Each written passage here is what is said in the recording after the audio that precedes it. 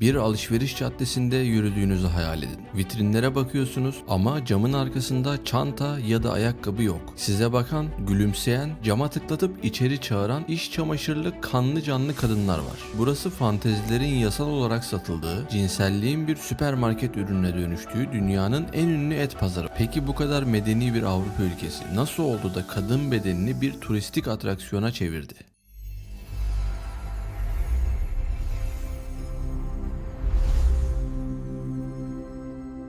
Amsterdam'dayız. Kanalların, bisikletlerin ve özgürlüklerin başkenti. Ama herkesin bildiği gibi turistlerin çoğu buraya Van Gogh Müzesi'ni gezmeye gelmiyor. Haritalarda ilk işaretlenen yer De Wallen, yani meşhur Red Light District. Şehrin tam kalbinde daracık sokaklara sıkışmış kırmızı neon ışıklarının kanal sularına vurduğu bu yer sadece bir mahalle değil. Modern kapitalizmin insanlık tarihinin en eski mesleğiyle birleştiği devasa canlı bir laboratuvar. Ama bu sokaklarda yürürken kafanızı kurcalayan o asıl soru şu olmalı: neden burası? Neden Paris ya da Londra değil de Amsterdam? Cevap Hollandalıların ahlak anlayışında değil, ticari zekasında gizli. Hollandalılar için tarih boyunca tek bir kural vardı: eğer bir şeyi yasaklarsan o yer altına iner, kontrol edemezsin ve en önemlisi vergisini alamazsın. Ama eğer onu vitrine koyarsan hem düzeni sağlar hem de para kazanırsın. İşte Red Light bu mecburiyetçi pragmatizmin bir ürünü. Ahlaksızlık olsun diye değil, tamamen kontrol ve kar için kurulmuş bir sistem. Peki bu vitrin sistemi nasıl işliyor? Dışarıdan bakınca sadece seksi kadınlar görüyorsunuz. Ama içeride dönen ekonomi sandığınızdan çok daha acımasız. O vitrindeki kadınlar o odaların sahibi değil, kiracısı.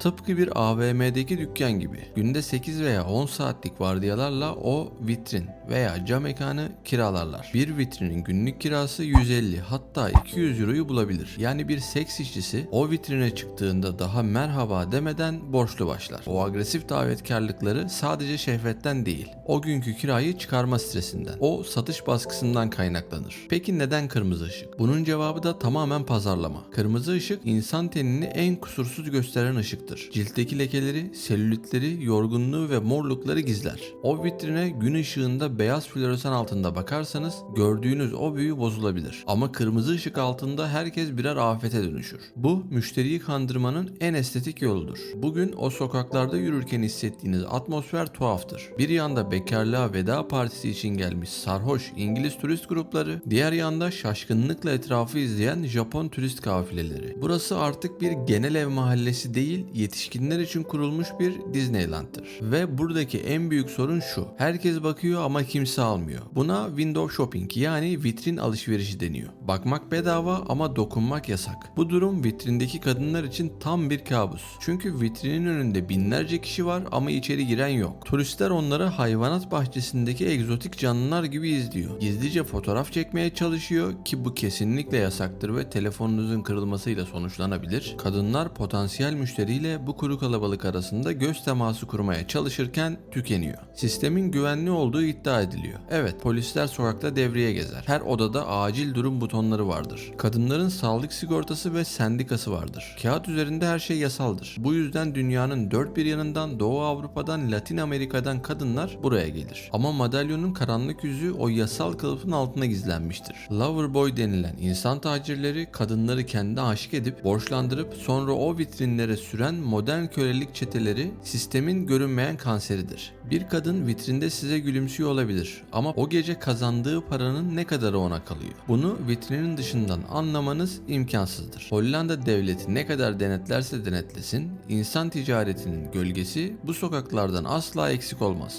Merak edilen o kritik soruya gelelim. Perde kapandığında ne oluyor? O küçük odalarda neler yaşanıyor? Cevap hayal ettiğinizden çok daha mekanik ve soğuk. Pazarlık kapıda ayaküstü yapılır. Fiyatlar standarttır, hizmetin detayına göre artar. İçeri girilir, perdeler kapanır. Bir yatak, bir lavabo ve hijyen malzemeleri vardır. Romantizm yoktur, uzun sohbetler yoktur. Süre genellikle 15, maksimum 20 dakikadır. Tıpkı bir fast food restoranı gibi. Sürümden kazanma mantığı işler. İşini yap, çık, sıradaki gelsin. Müşteri parasını ödediği biyolojik bir hizmeti alır ve gider. Dışarıdan bakıldığında gizemli ve çekici görünen o dünya içeride steril, aceleci ve duygusuz bir ticarete dönüşür. Ancak Amsterdam'ın bu efsanevi sokağı şu an tarihindeki en büyük büyük krizini yaşıyor. Amsterdamlılar artık bıktı. Şehrin merkezinde yaşayan yerel halk, evlerinin önüne işeyen, sabaha kadar bağıran, kusmuk içinde gezen o kalitesiz turist kitlesinden yaka silkiyor. Belediye başkanı bu bölgeyi kapatmak veya şehir dışına taşımak istiyor. Planlanan proje şehir dışında devasa bir erotik center, yani erotik merkez kurmak ve tüm vitrinleri oraya, bir nevi seks AVM'sine taşımak. Bu durum büyük bir savaşı başlattı. Seks işçileri, bizi şehir dışına ıssız yerlere atarsanız güvendiğimiz kalmaz, müşteri oraya gelmez diye isyan ediyor. Mahalle sakinleri ise gidin artık diyor. Amsterdam o yaramaz çocuk imajını silip steril ve sıkıcı bir Avrupa kentine dönüşmeye çalışıyor. Red Light sadece cinsellikle ilgili değildir. Hollanda'nın her şeyin bir fiyatı vardır felsefesinin kanıtıdır. Burada beden satılır, uyuşturucu satılır ve devlet hepsinden vergisini alır. Bu bir ahlaki çöküş müdür yoksa dürüst bir gerçeklik midir? Bu videoyu kapattıktan sonra Amsterdam'ı sadece seks şehri olarak değil, özgürlükle düzen, ahlakla para arasındaki o ince ipte yürümeye çalışan kurnaz bir tüccar olarak hatırlayın. O ışıklar sönmeden belki de son kez bakmakta fayda var. Çünkü tarih günahı her zaman yazar ama hoşgörüyü nadiren hatırlar.